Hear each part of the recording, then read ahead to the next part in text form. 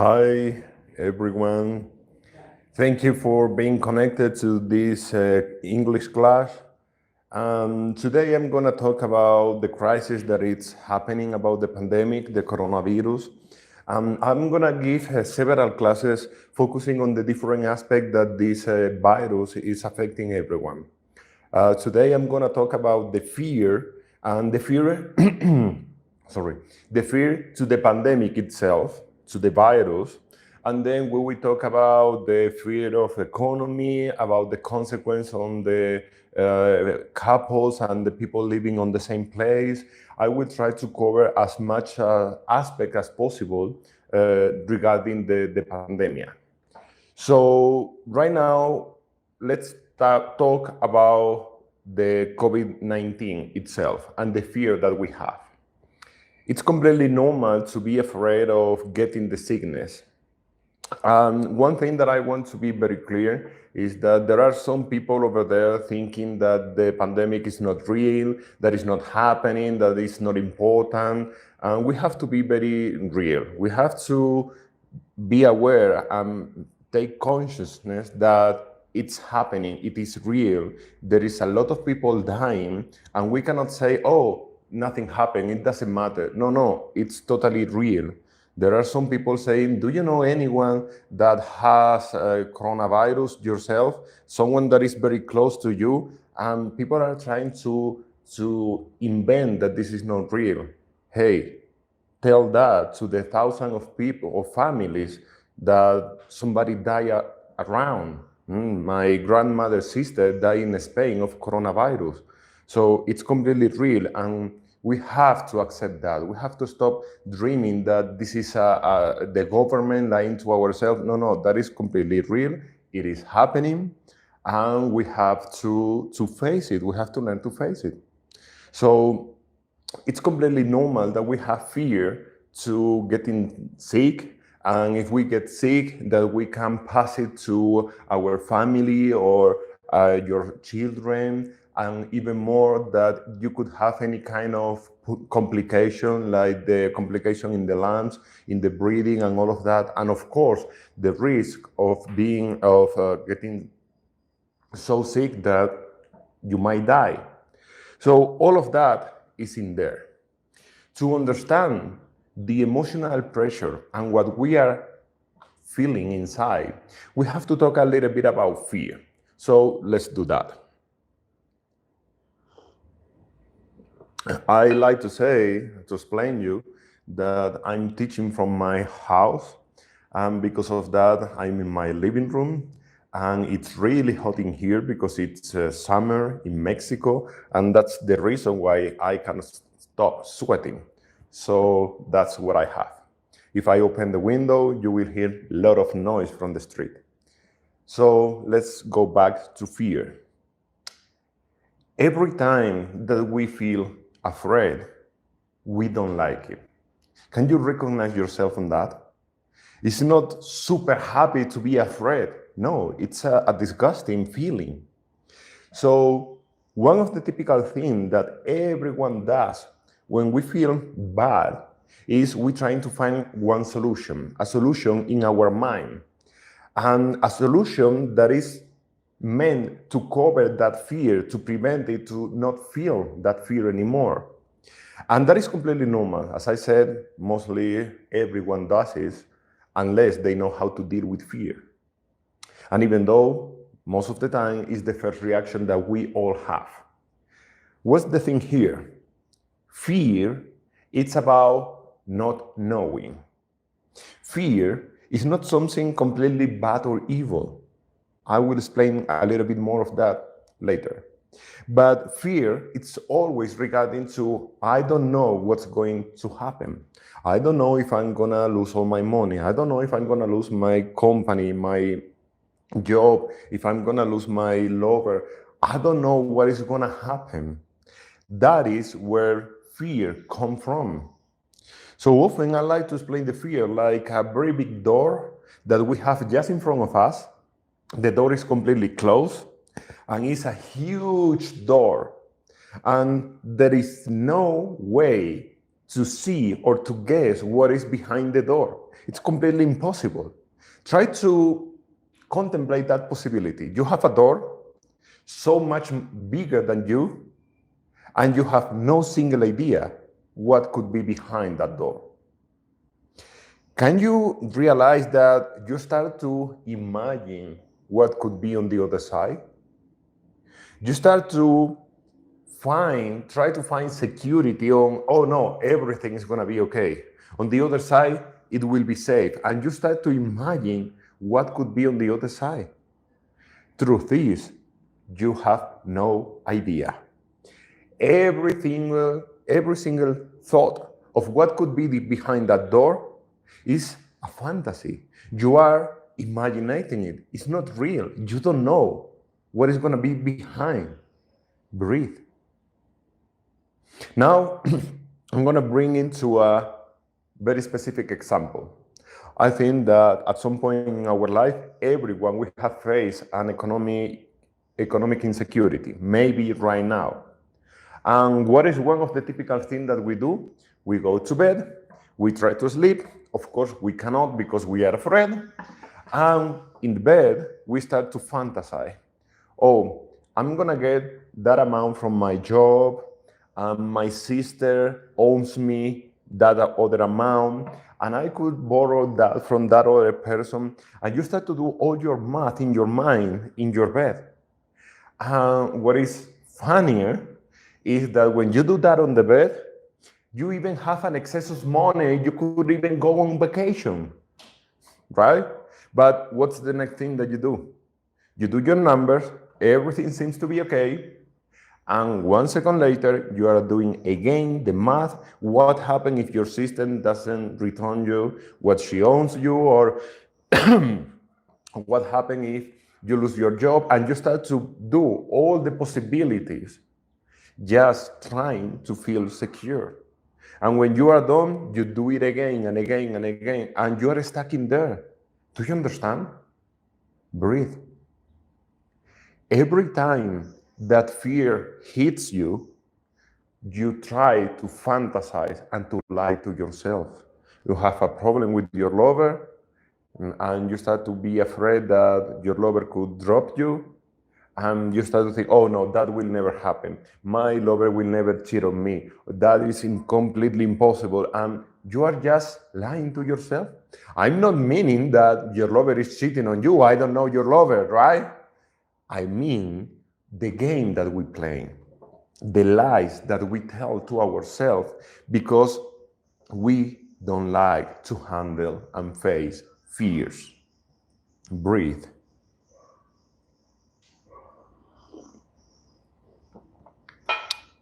However, fear has something positive. It's not completely negative. It's a survival instinct, the fear itself, and why we have it. Every time that we have fear, it happens two things. The first one is that we get paralyzed, we get frozen. We don't move, we don't know what to do, we don't know what to think, and for a moment we are like, I have no idea what to do. In those cases, fear are protecting us from a physical danger. For example, if you are going to cross a street and you don't look well both sides, and you hear the noise of the car coming, immediately the fear blocks you so you cannot move, and it's saving you from a crash, for example. So that is one of the most typical things that fear does. It blocks us, it makes us feel frozen, and it completely negates your mind, your thinking abilities. It's like, I don't know, like for example, when you are maybe at the job and your boss starts to scold you and shout at you, and in that moment you are like, and when the discussion is over and you're going back to home, you start to think, oh, I should have told him this and this and this, and I should have explained him this and this and this. Next time, I'm gonna explain him. I won't be shut up, and I will explain him. Next time, fears take over of you again. You get paralyzed, and you go,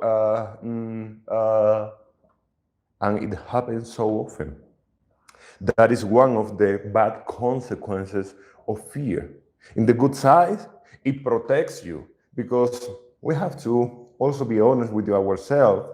Maybe if fear doesn't paralyze you in front of your boss, you could do something that made you lose your job, maybe, if you don't know how to manage yourself. But then it goes to the other extreme, where you are not able even to explain yourself. Maybe what your boss is telling you is not right. There is a misunderstanding that you could have explained and you didn't, because you were completely paralyzed out of fear.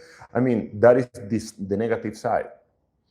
The other thing that fear does, which is also positive, is it forces you to be prudent. Breathe. People don't pay attention enough to the virtue of being prudent, of taking care of themselves, of their life, of their well-being, simply because of happiness, simply because I want to be happy and I have to take care of myself. But instead of that, so many people only take care of themselves when fear is in there. So like now that there is this coronavirus, what is happening? Well, people are so afraid of the virus that they accepted to stay home, to just go on the street for the minimal things and really stayed home. There are some countries where that was not even enough to say people, hey, stay home, be prudent, be responsible, care for your life, care for the life of others, that you could pass the virus, stay home. So they started to put fines, tickets, if you get into the street with no justification. That is the case of Spain and Colombia, and there are a few other places where you will get a ticket if you get out during this period of the virus. So in there, it's because fear was not even enough to make people responsible, to make people understand the importance of being prudent. And so much people say, oh, but I have nothing, I feel well. Well, you could be asymptomatic, you could have the virus and never know about it, but you could pass it to some people that could have a breathing difficulty, or an old people, and it could mean that someone gets sick or even die. So when prudence is not there enough, fear is the one that makes that job. Fear is the one that say, okay, now everyone has to stay at home. And you choose whether because you are afraid of the virus or because you are afraid of the ticket that the police will put you. But you will be at home. So it's forcing people to be prudent. And the more personal growth that you do, and the more that you work on the virtue of prudence, the more that you will change fear into prudence. And that is one part that we will do during the class of today. First, I needed to explain you where does your fear come from and how do you normally react to that. So, we move in another aspect of the fear. We try to fantasize and to imagine what is behind what could happen. But also, let's try to feel the next one. Just allow yourself to pay attention inside, to go to yourself. If you can, close your eye for a moment. Feel the fear that you have to the sickness and to the virus itself. Do not go into the fear of economy. I will give a class only about that. Go into the fear of the virus itself. The fear that someone on your family could catch it. That it could affect your children, your parents, maybe yourself if you are in the group of risk.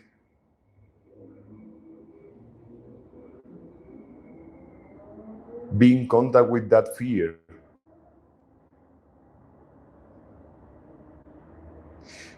Can you realize that something inside you wants to find security?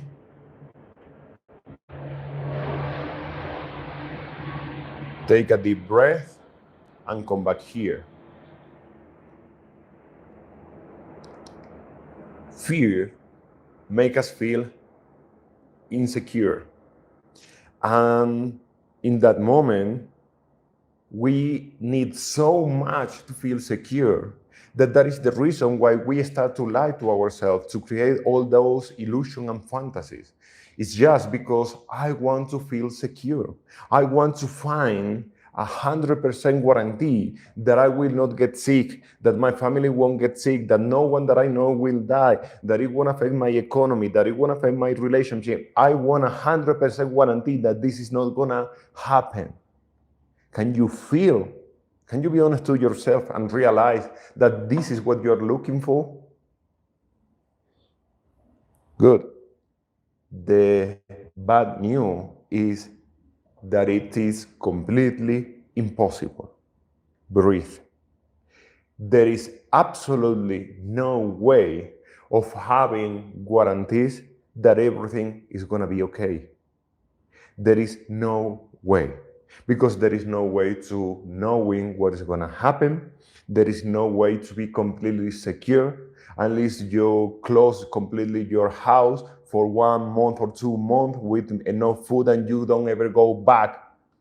But then it could affect to your economy and to other areas and to other people. Breathe. The solution to fear is not to lie to ourselves. It's not to look for a solution desperate. Solution, we will talk about that later at the end of the class. But dealing with fear is not about lying to ourselves, it's not about looking for security, because you will be lying to yourself. Fear, it is handled by accepting that there is no solution to the main topic. I do not know what is going to happen. I do not know what is going to happen to me, to my family, to my husband, to everyone that I care. I have no idea.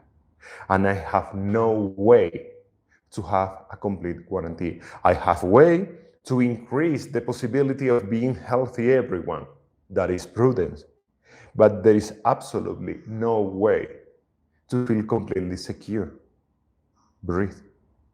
And that is what disturbs people, because they prefer to choose lying to themselves, telling into their mind everything is gonna be okay. You confuse the real virtue of faith, those that believe in faith, with fantasy. Everything will be okay means something completely different. You want to face it from the point of view of faith. And maybe one day I will give a class about faith. But right now, you don't know what is going to happen. And that is what is disturbing. That is what is frightening. Oh, what and embrace it completely. Not trying to find security right now. Before we do the exercise, every time that you have an emotional difficulty, you try to resolve it with your mind. And you have to understand that one thing is your mind, another thing is your emotions, another thing is your body, right? You know, when your mind thinks one thing, but the emotional, you feel another thing. Your mind says sometimes, don't go with that person, don't go with that person. And your heart say, who cares, go to that person. And then you don't know what to do, right? So you know that there is a difference between your mind and your emotions. With the body, it's so much obvious because it's tangible even. So when we have a difficulty, when we feel bad, what you do is you feel bad. So it's regarding your emotion, your feelings, not your thoughts. What I want to explain you is that your thoughts and your thinking will never resolve your emotional trials. Your emotional trials have to be addressed at the level where they exist, which are the emotion, the feeling. I like to compare it with the exercise. Let's say that I want to get in shape, I want to lose some weight. What would you tell me to do? Take care of what you eat, move your body, do exercise, right? That is the most basic thing. Do you think that it will work if I'm sitting just here and I'm thinking, I'm slim, I lose weight, I'm fit, and then I drink chocolate in every break? Probably no. I need to move my body to do something physical so my body will start to lose weight. Okay, so that radical example that I just gave, it's exactly the same that you do with your emotions. You feel bad and you try to resolve it by overthinking about it. It's a feeling, it's not a thought. So we have to go and feel the pain, the suffering, so that suffering will be dissolved. Okay? So what I mean is, often you see these kind of classes and videos looking for solution. And when the moment of the exercise arrives, you are like, yeah, the class was interesting, but I don't feel like doing the exercise. Well, that is like watching a class of gym or aerobic on the YouTube and do it from your sofa. It won't work. It's not enough. Okay? So with that, I encourage you to close your eye, pay attention to yourself, accept that the next few minutes are not going to be funny, you won't like it, but it will be very relieving if you really go for it. So close your eyes, pay attention to your breath, and you just breathe and be conscious of your breathing.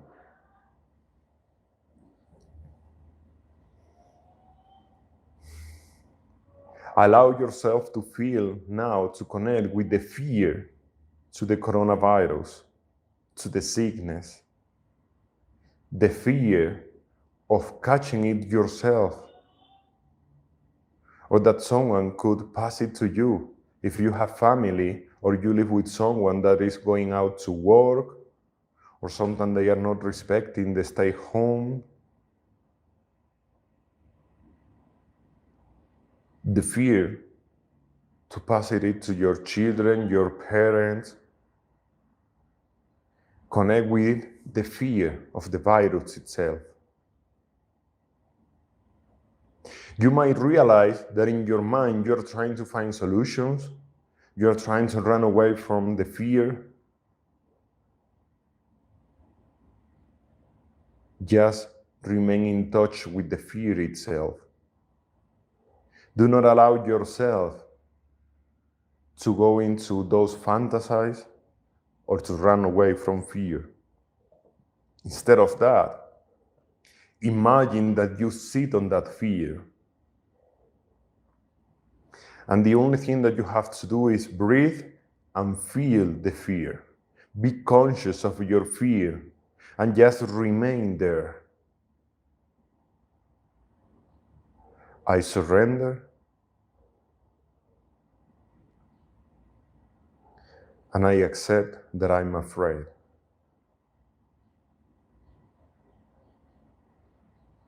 Breathe.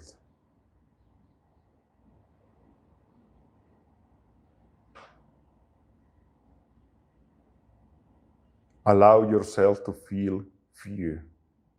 Do not try to protect yourself with pride of, I am not afraid.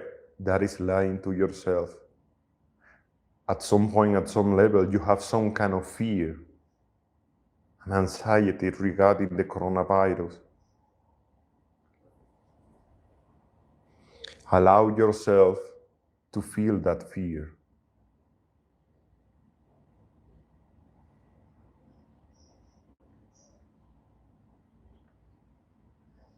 And just sit there, conscious of the fear. Every time that you have to go out to the supermarket, that fear awakens again. The moment that you have to start touching the products that you are going to buy, the moment that you are going to pay, or the cashier gives you back the cash or your card, the moment that you see at the supermarket someone coughing or sniffing, fear is there. Just be there. Be conscious of that fear.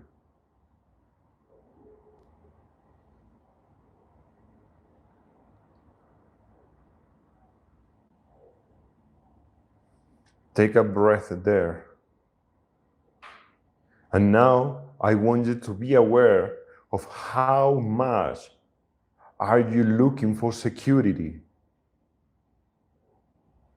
How much do you need to feel safe, secure? Find that yearning inside yourself, that wish, that need.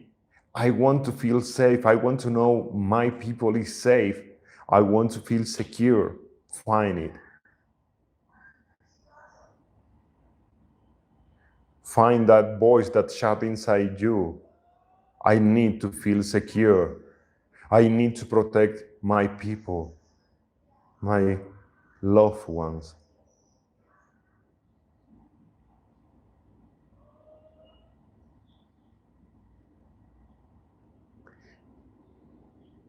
The pain comes from that need of the security.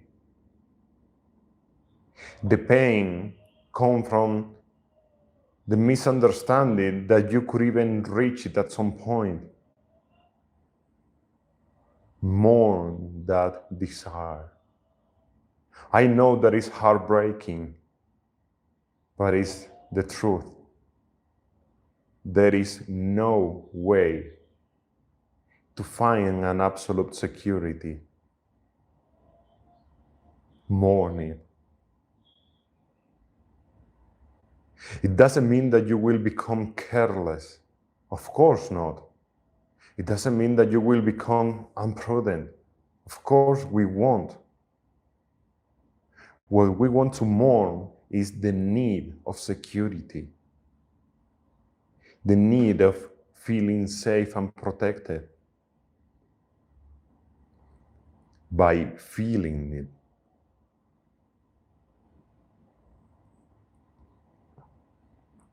Breathe. Be conscious of your fear. Be conscious of your need of security.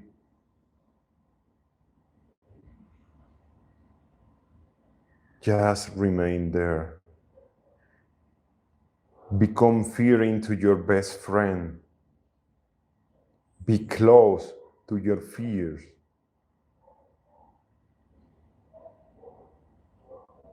So we can turn it into prudence. And the only thing that you have to do is breathe and remain aware of the fear, of the panic, of the anxiety regarding the coronavirus.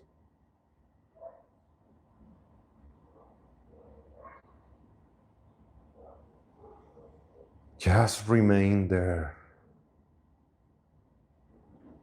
Once in a while, you take a deep breath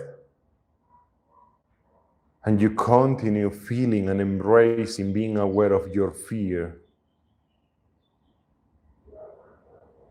The amount of fear that you feel is the amount of need of security that you have.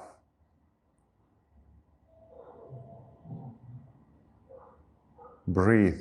Be conscious about it.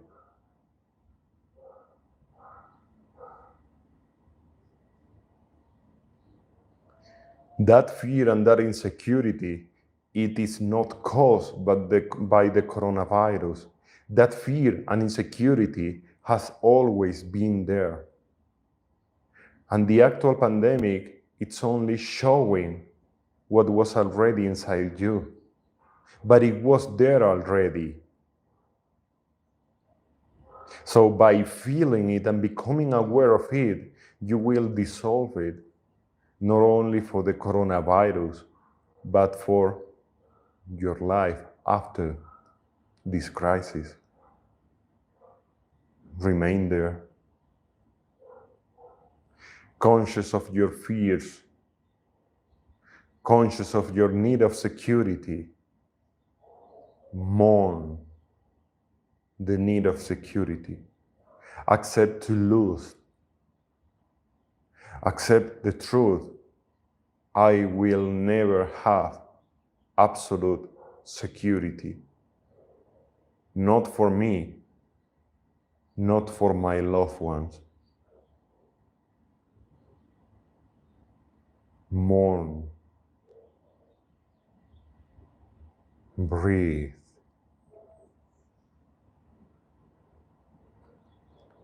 Do not allow yourself to go pessimist. That doesn't mean that everything is going to go bad. No. That is the other extreme. We want to be realistic. We want to get out of optimistic. We want to get out of pessimistic. We want to be objective. I have no way to be completely sure that everything will be okay for me and my loved one. And I need to mourn and to lose the need of feeling secure, the need of security.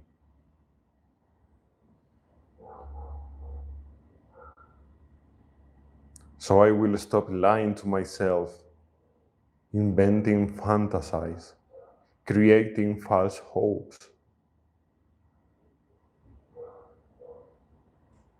Embrace your fear to the unknown, to the insecurity, to not knowing how the virus is going to affect you, your life, your environment, the people that you care.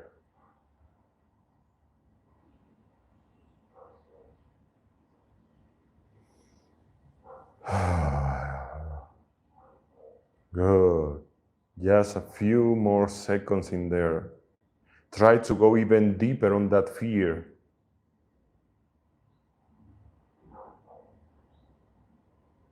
I don't know what is going to happen.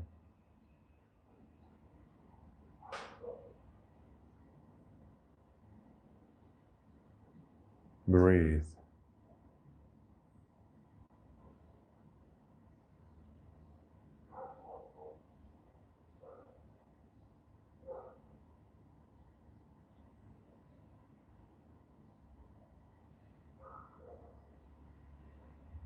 Very good.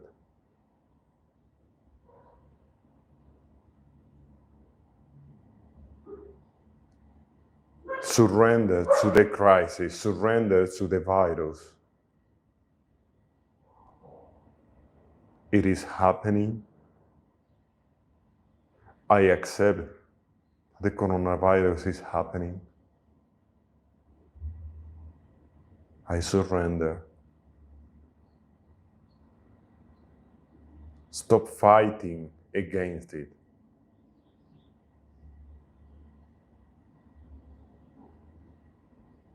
Find peace.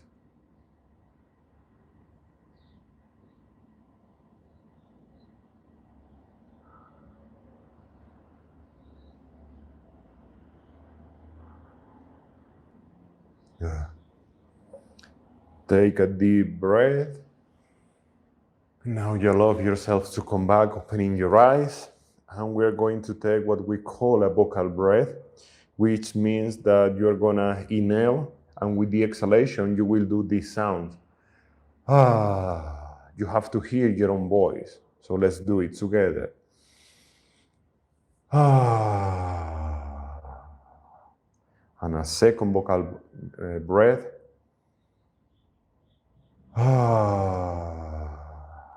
Good. You realize that it's a lot of pressure relief by doing this exercise. It's what we call an emotional integration. And what we do is we relieve fear, but instead of by fighting it, that it doesn't work, actually it augments it by feeling it, by tunneling into our best friend, to being in contact with our fear. Then the fear starts to decrease. And now your brain starts to be more free, and you can start to think better, to be more objective, to see reality. And that is where prudence can kick in. I said that there is no way to have completely security, that we are going to be fine. And that is true. But we have the tendency whether to be optimistic or to be pessimistic. An optimistic person will always look only the positive things and will deny everything negative. That is not to be realistic, because it's denying everything negative. And they say, oh, everything is okay. And they live in a world of fantasy, of illusion, of pink and purple world, which is not the real world. So being optimistic is not good. However, being pessimistic is the other extreme. Pessimistic people see only negative things. They don't see the positive things. They only look at what is going wrong, what is bad, and they deny everything else. So negative people, they live in the hell. So positive people, optimistic, not positive, sorry. Optimistic people, they live in the cloud. Pessimistic people, they live in hell. None of them live in reality. None of them live in earth. So I'd really like to bring that objectivity, that reality to our life. And in this case, for example, to bring reality into the situation is to completely accept that there is a pandemic, that there is a virus, that there are thousands of people that got the sickness, that there are thousands of people that have died. We have to accept that reality. But in there, we also need to look at the amount of people that has recovered from the sickness, the amount of people that are living it without symptoms. In every country, the governments has accepted that the official number that they have tested, they have to multiply it by 8 or 9. So it's 9 times the official numbers, because in there is people that are living ill with no symptom or with so little symptom that they don't need even to go to the doctor. And so there is much more people that have the virus than the number that we see. From all those people, well, first, all those people that have the symptom, the sickness with symptom or without symptom, is just a little percentage of the total population of human beings. Then of all the people that had the sickness, only a percentage got the test. From the people that we have positive tests of coronavirus, there is only a percentage that get complication. And those that have complication, there is a minor percentage that they die. So you see, to be objective is to see everything. Of course, there is people dying out of coronavirus. And we all hope that it wasn't happening, but it's happening. But we have to be realistic. In most of the cases, it's not that problematic. You might not even realize if you get it in most of the cases. And then we have to take the negative part, the real cases, the complication, everything that is happening, to say, and because there is that chance, I have to be prudent. And to be prudent means to stay home, to follow all the recommendations that your government has told you, and to protect yourself with all the means, and to wash your hands and all of that. That is the part of prudence. But you have to do it not out of fear. You have to do it out of prudence. So if you only look every day at the news at how many people are sick or have died, you are not having the full news. You also need to see how much people has recovered from every country. And from all those people that have the sickness, how many people had complications.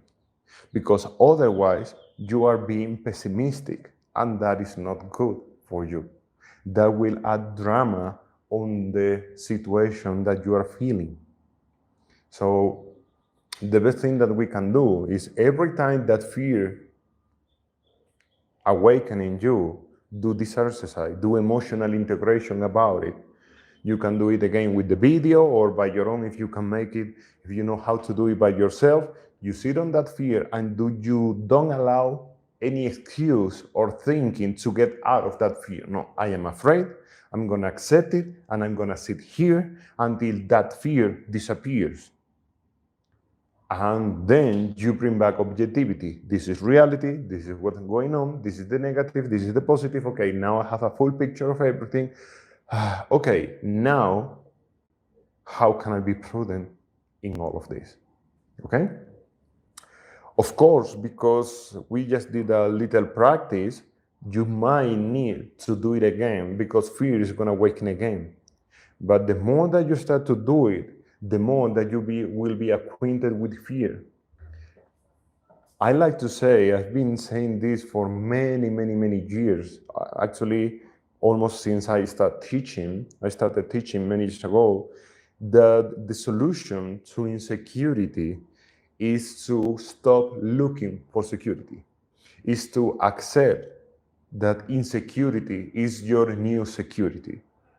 That is the best way, because otherwise we always try to cover our insecurity with another person, with food, with money, with addiction, with anything. However, when you fully embrace insecurity, then that's over. There is insecurity. Of course there is insecurity. So what? I only need to be prudent. I have proven to myself that in my 37 years that I've been doing okay. So probably I will be okay. And the key is probably. I don't even know.